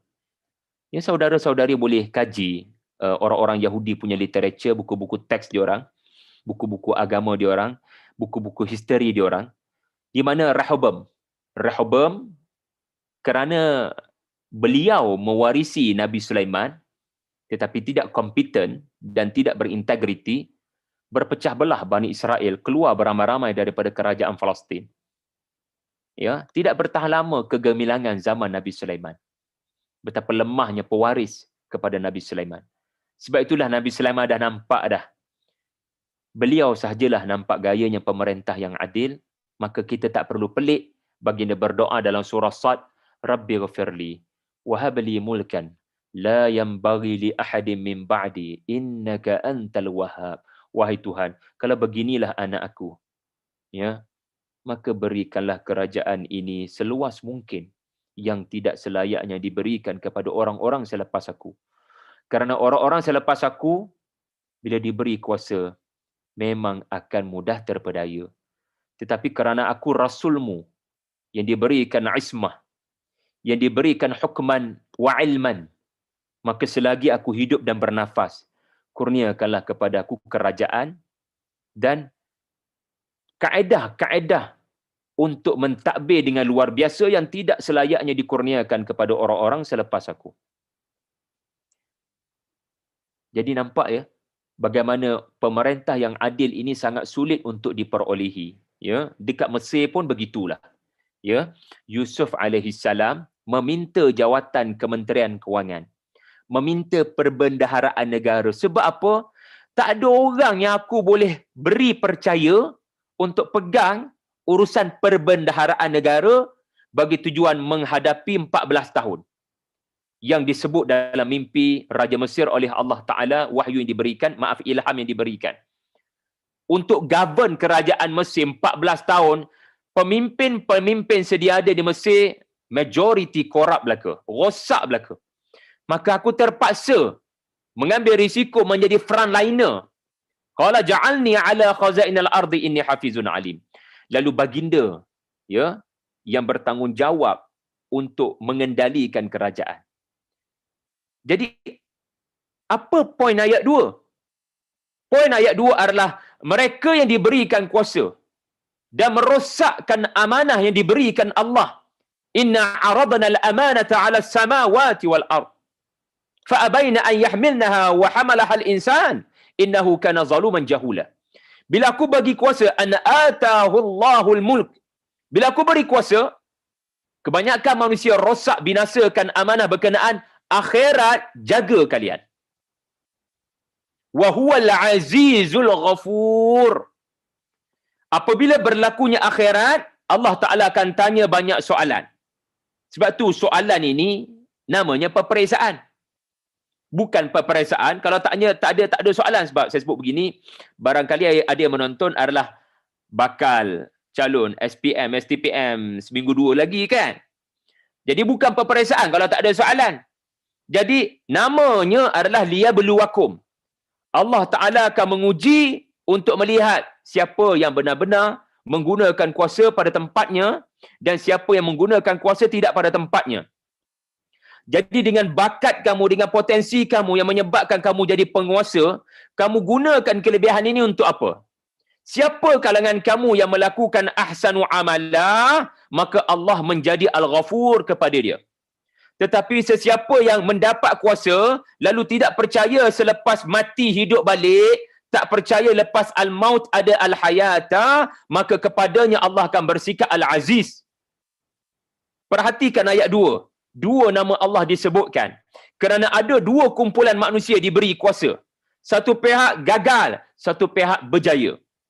Yang gagal adalah bila diberi kuasa, dia lupa hari pembalasan. Dia sembelih anak-anak Bani Israel ikut kepala dia, ikut suka dia. Tidak ada masalah untuk melakukan korupsi sebab dia tak percaya lepas mati hidup balik. Seolah-olah dia tak percaya alladzi khalaqal maut dan dia tak nak baca wal hayata lepas tu. Sebab dia tak percaya. Jadi Allah Ta'ala akan bertindak kepadanya dengan nama Al-Aziz, yang maha berautoriti. Al-Ghalib An-Nasir, yang akan sentiasa menang. Sama ada di dunia atau di akhirat, surah Al-Mulk akan huraikan ayat 2. Allah Ta'ala boleh bertindak di atas dunia. Awalam yarau ila tayri fawqahum safat, sebagaimana ababil diutuskan, ya, sebab Abraha diberi kuasa tetapi nak rosakkan Baitullah. Maka Allah menjadi, ya, Allah Ta'ala memaparkan sifatnya Al-Aziz. Kau lihat bagaimana aku musnahkan Abraha. Ada yang diberikan kuasa. Ada yang diberikan kuasa. Ada yang diberikan ilmu. Lalu menjadi orang yang dekat dengan penguasa. Tetapi dia tidak percaya pada hari pembalasan. Orangnya seperti Qarun. Lalu apakah Allah Ta'ala mengazabnya di akhirat? Bahkan di dunia Allah Ta'ala sudah azab beliau. Dalam suratul Qasas, Allah musnahkan beliau. Dan apa yang beliau bangunkan daripada harta benda yang menyebabkan beliau bongkak dan sombong kepada Bani Israel. Sebab itu dalam surah Al-Mulk, Allah Ta'ala sebut, Am amintum man fis sama an yakhsifa bikumul arda. An yakhsifa bikumul arda. Ada perkataan khasafa, iaitulah bumi ni akan benam. Bumi ni akan benam. Dan memang antara yang pernah dibenam oleh bumi, fa khasafna bihi wa bidarihil ard. Iaitulah Qarun. Subhanallah. Allah bagi kuasa, kau guna untuk apa? Thumma latus'alunna yawma idzin 'anil na'im. Dan Quraisy, kalian pun sama, tidak terkecuali. Kalau kalian diberikan kuasa ke atas Makkah, ara'aital ladzi yukadzibu bid-din, kamu dustakan hari ad-din, fadzalikal ladzi yad'ul yatim, kau sekeh kepala, kau zalimi anak-anak yatim. Wala yahuddu ala ta'amil miskin, kau guna kuasa untuk melarang memberi makanan kepada orang-orang miskin. Maka tunggulah, lakum dinukum waliyadin, kau tunggu hari pembalasan. Dan apa dia pembalasannya? Tabbat yada abi lahabin wa tab. Allah akan musnahkan perlahan-lahan. Dan detik kemusnahan itu berlaku dalam peperangan Badar. Oh, hebat sangat kerajaan Mekah di bawah orang-orang yang syirik, ya. Satu persatu tabbat, kemusnahan perlahan-lahan. Dan ia mula dimusnahkan daripada 70 orang pahlawan-pahlawan Quraisy, gangster-gangster Quraisy mati, ya, dalam peperangan Badar. Ya, dabir al-kafirin, otai-otai utama mati dalam peperangan Badar. Jadi tuan-tuan, nampak tak? Ayat 1, ayat 2, ya, menceritakan tentang fitnah kekuasaan. Dan antara cara untuk kita jadi orang yang memelihara amanah kuasa, iaitulah dengan mempercayai hari pembalasan. Sebab itulah ada perkataan Al-Ghafur, supaya kita belajar daripada pemerintah dunia namanya Nabi Sulaiman. Doa Nabi Sulaiman adalah sikit-sikit Rabbi ghafirli. Sikit-sikit Rabbi ghafirli. Sebab apa? Wahwal azizul ghafur. Rabbi ghafirli wahabli mulkan la yanbaghi li ahadin min ba'di. Okey, itu ayat 1 hingga ayat 2. Nah, sekarang apa cerita? Ya, ayat 3 dan ayat 4. Apa kaitan dengan tema agungnya kekuasaan Allah? Kenapa tiba-tiba Allah Ta'ala mengalih perhatian kita kepada kejadian langit, ya, dan kejadian bumi? Kerana apa?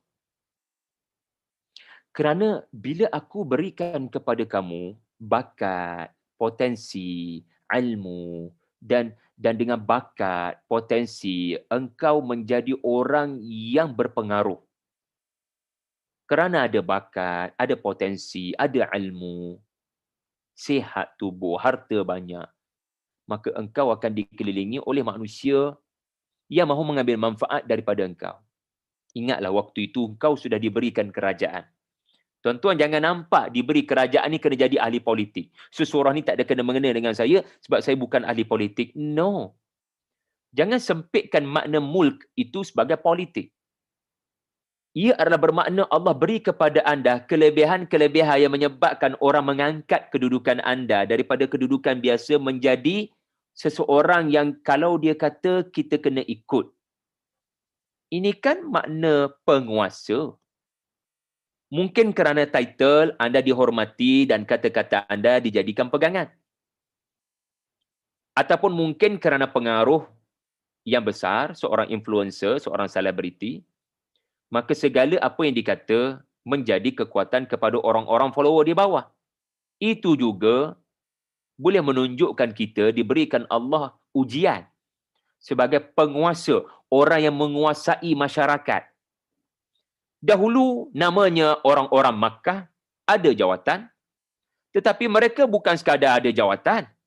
Mereka ada kelebihan-kelebihan dan bakat-bakat yang menyebabkan petik jari saja 100 orang boleh datang untuk defend pemimpin berkenaan. Sebab mereka bukan sekadar jadi pemimpin Makkah, hanya sekadar mewarisi tahta. Mereka ada bakat Abu Jahal, bukan calang-calang orang. Abu Lahab, bukan calang-calang orang. Kalau kita pergi Madinah, Abdullah bin Ubay, dia adalah presiden sebenar Yathrib. Dia hampir-hampir nak dinobatkan sebagai presiden Yathrib. Sebelum Rasulullah SAW datang, hijrah. Beliau bukan calang-calang pemimpin. Wa in yaqulu tasma' liqaulihim. Wa in yaqulu tasma' liqaulihim. Ucapannya berpengaruh. Bila dia bercakap, engkau pun nak dengar. Tubuhnya cantik. Ucapan berpengaruh. Siapa tak nak dengar? Tubuh cantik. Ucapan berpengaruh. Itu boleh berlaku pada kita. Ucapan berpengaruh. Tubuh pula cantik. Orang semua suka dengar apa kita cakap. Jadi ayat 3, ayat 4 mengajar kita, jangan sampai bila Allah beri kamu bakat, potensi, kecantikan, kefasihan, kau lupa untuk mengenang kesempurnaan Allah Ta'ala yang memberi kepada engkau nikmat berkenaan. Sehingga kau tidak kelihatan cacat di mata orang. Kau kelihatan tidak cacat. Orang semua melihat kebaikan-kebaikan dan kehebatan. Kalau Allah dedahkan aib engkau, pasti orang tidak lagi mengikuti engkau dan memuji engkau. Kenapa tak terima kasih pada Allah yang tutup aib engkau? Allah mastur uyubana. Kerana engkau berdoa begitulah Allah tutup aib engkau. Jadi kau tak terima kasih pada Allah yang memberikan kepada engkau dan sampai hati engkau kata innama utituhu ala ilmin indi. Saya mendapat kedudukan besar, wahai Bani Israel. Qarun berkata begitu. Saya dapat kedudukan besar sebab ilmu yang saya usahakan. Saya memang deserve apa yang saya dapat. I'm struggle untuk jadi lebih bijak daripada korang. Dan tengok korang, kerana tidak mementingkan ilmu, maka kalian jadi miskin, wahai Bani Israel. Saya orang yang sangat mementingkan ilmu. Tetapi di mana masalah Qarun? Bukan masalah dengan ilmu. Masalah dia tidak menisbahkan ilmu itu datang daripada Allah Tuhan Yang Esa. Beliau mengatakan ilmu ni saya struggle. Saya dapat 4 flat sebab saya yang usaha. Memang layaklah saya dapat anugerah dekan. Hello. Kebijaksanaan fikiranmu, kemampuan kamu mengingat, kehebatan kamu dalam akademik, siapa yang beri? Kamu usaha. Kalau tak ada izin Allah, kamu tak akan berjaya.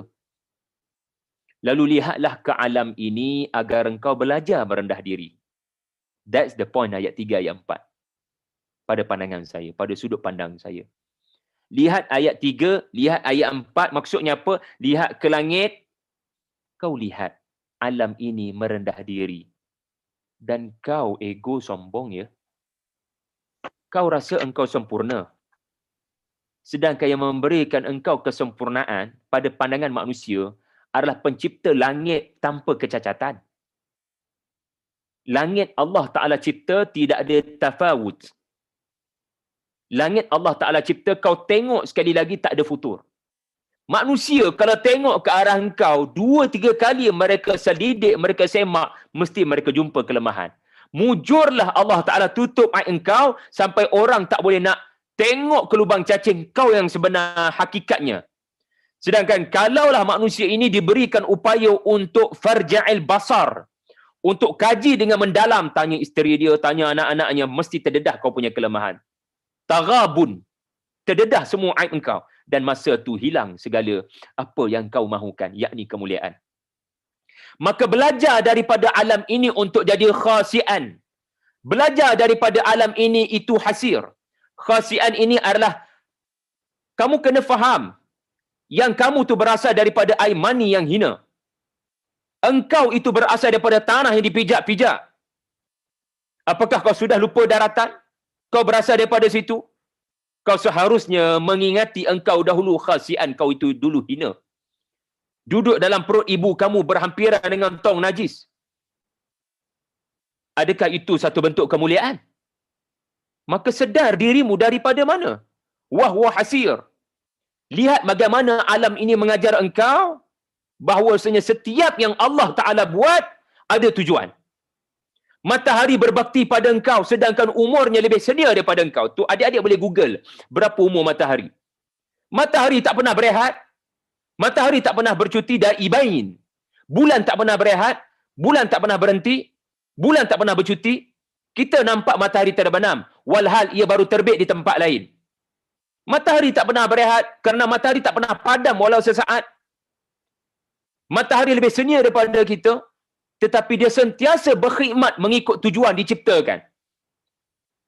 Walaupun mungkin matahari ini boleh berkata, kita orang ni lebih senior daripada engkau manusia, baru umur 38. Baru umur 38, baru umur 39, wahai Syahri Abdul Rahman.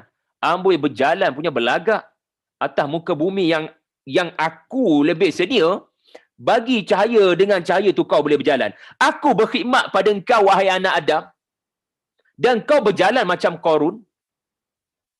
Wala tamshi fil ardi maraha waghdud min sautik wala tusa'ir khaddaka linnas ya bani Adam.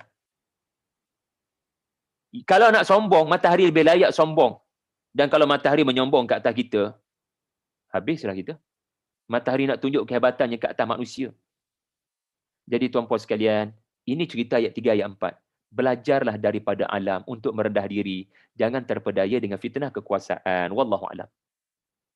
Okeylah. Sebelum saya pergi pada bahagian kedua, ada apa-apa soalan tak daripada adik-adik?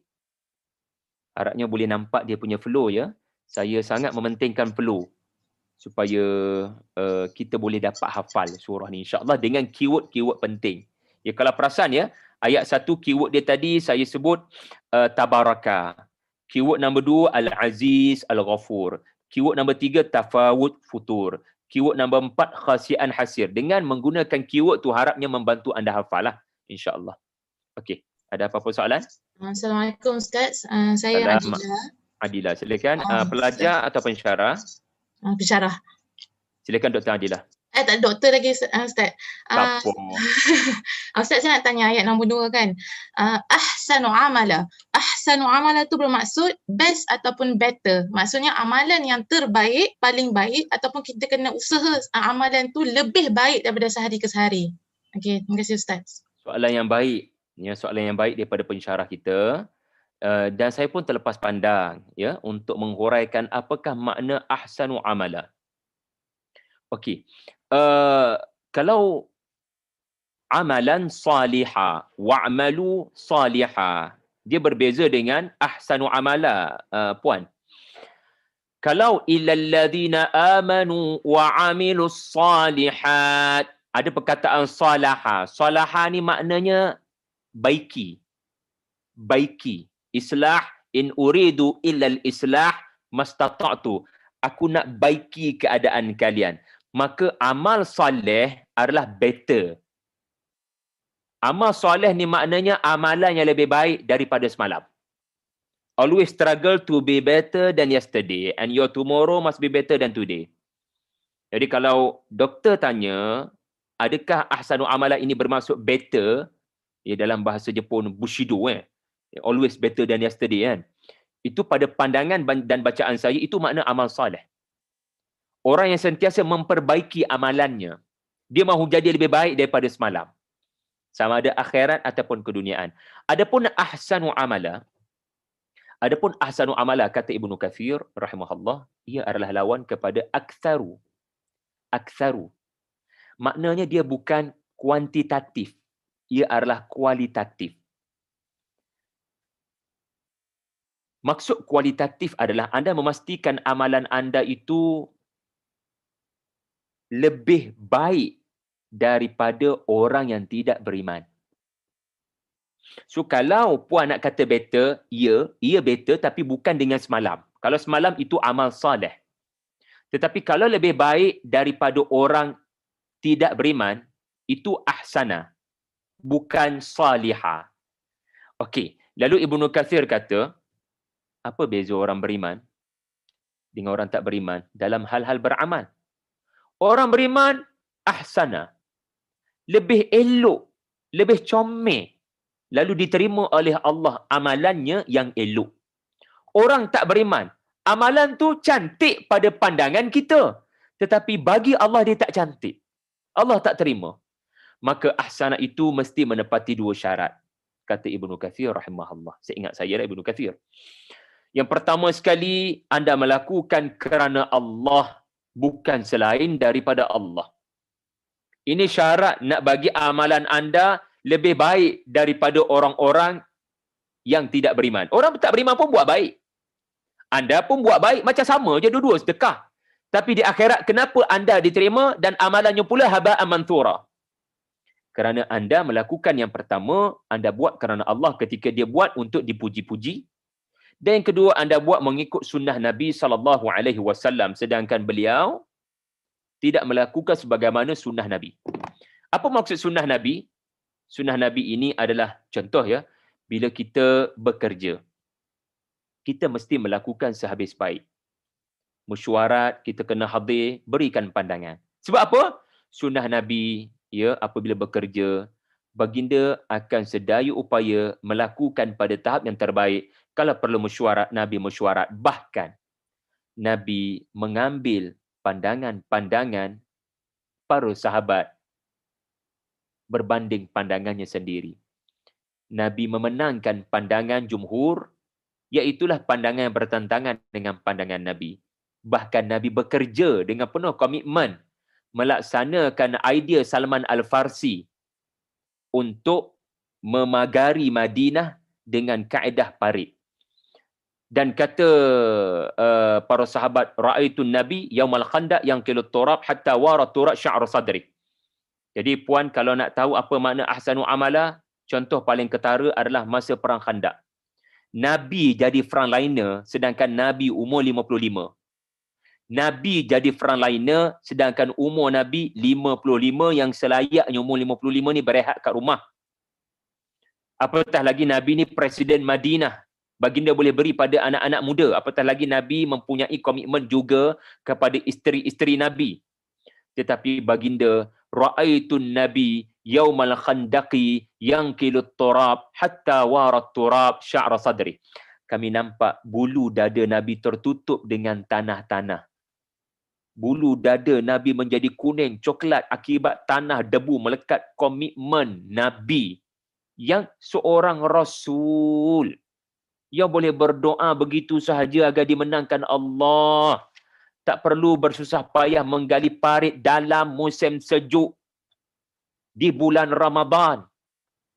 Musim dingin. Sejuk yang amat. Dengan keadaan berlapar, berdahaga. Tapi itulah model ahsanu amala. Suratul Ahzab.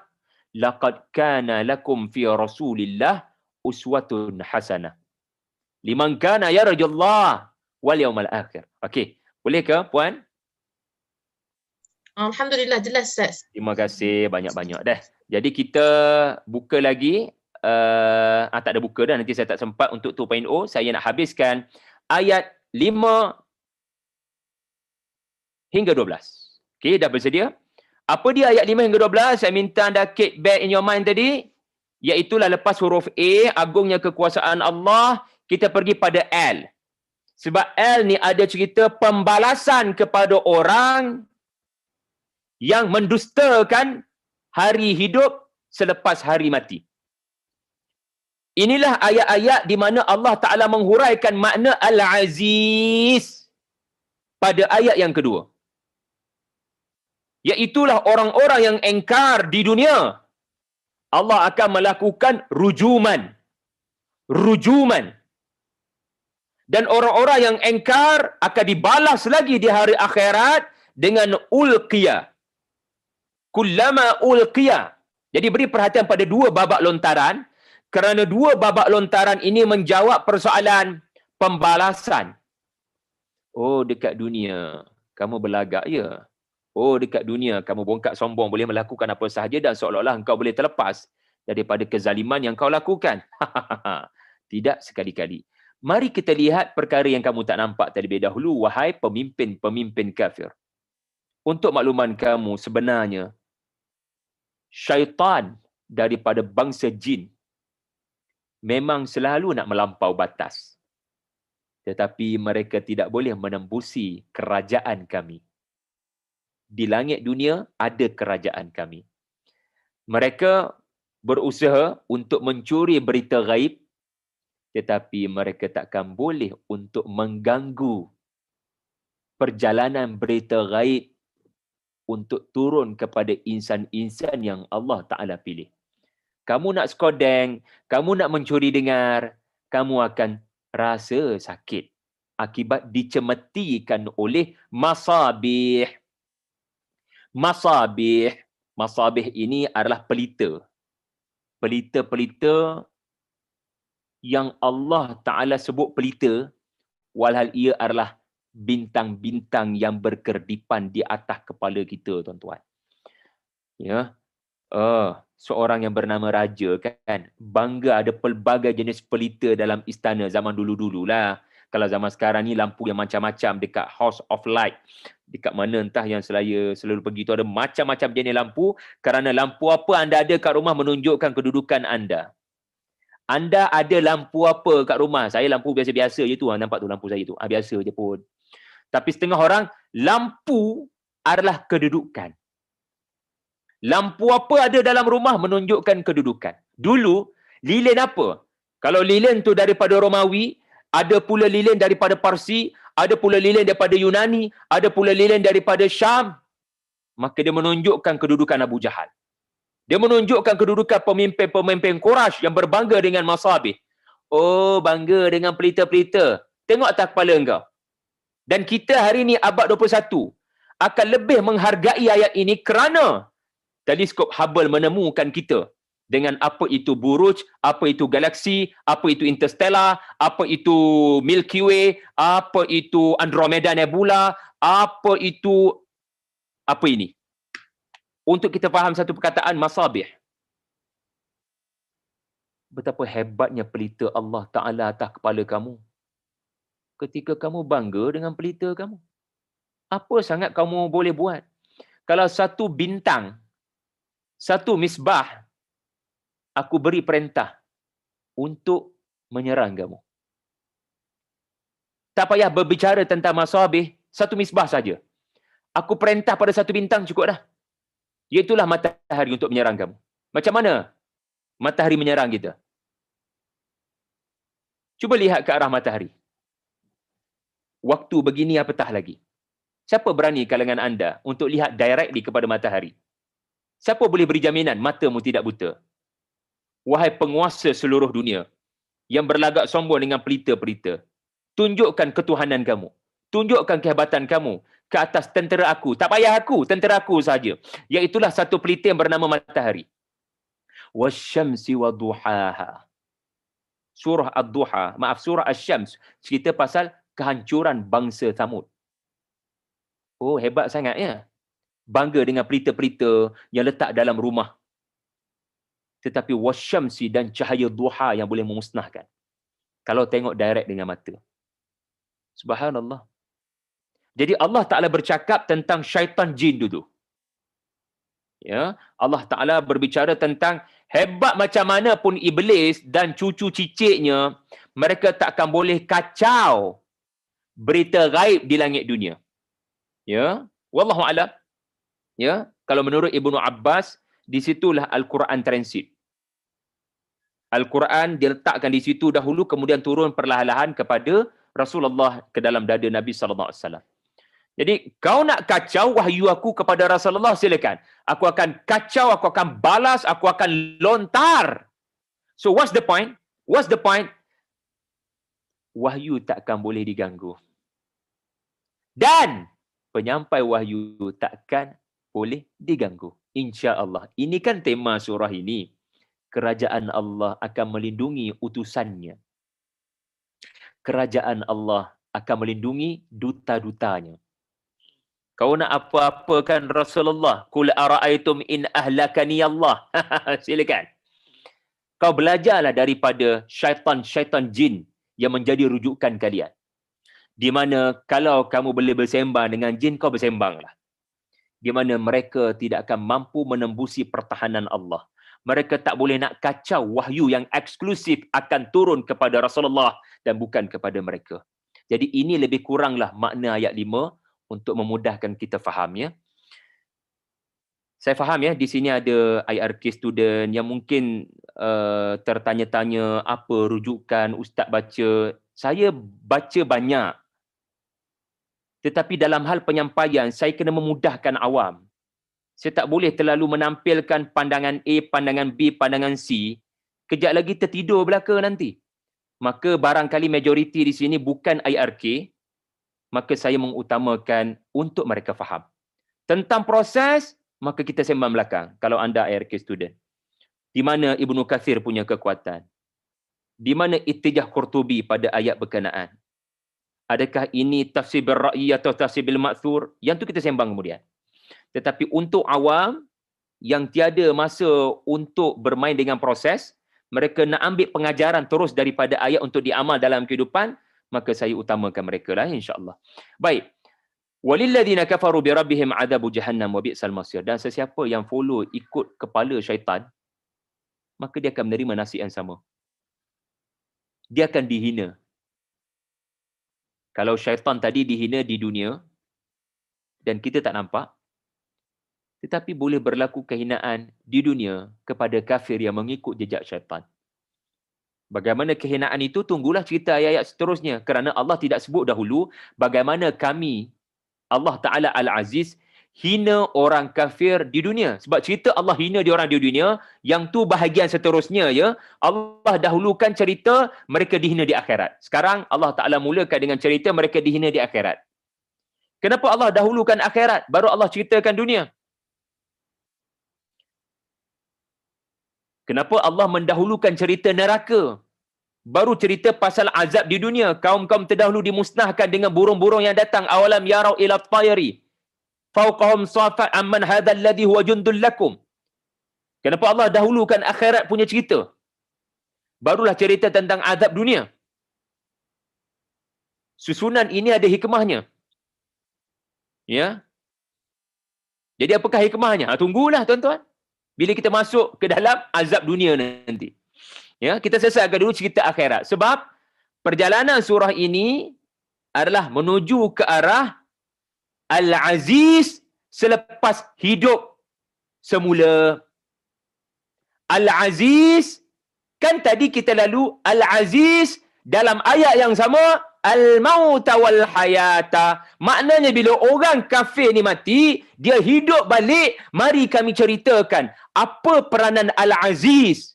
Allah Ta'ala yang gagah perkasa boleh bertindak kepada orang kafir yang hidup balik lepas mati. Maka synchronize. Flow dia jadi cantik. Ini dia balaghah Quran. Ini perjalanan surah. Surah tu sendiri anda tahu maknanya apa? Surah. Bukan chapter, bukan bab. Ya, okey. Jadi sekarang kita dibawa pergi ke neraka. Allahumma la taj'alna minhum.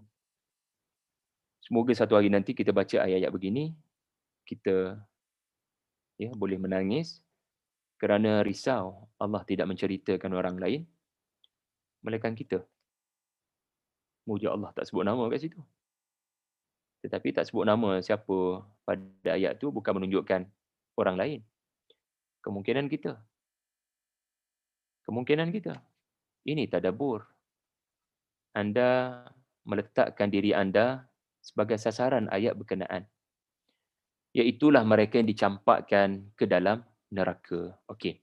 Kita faham dulu secara mudah sebab kita masih tak mengizinkan.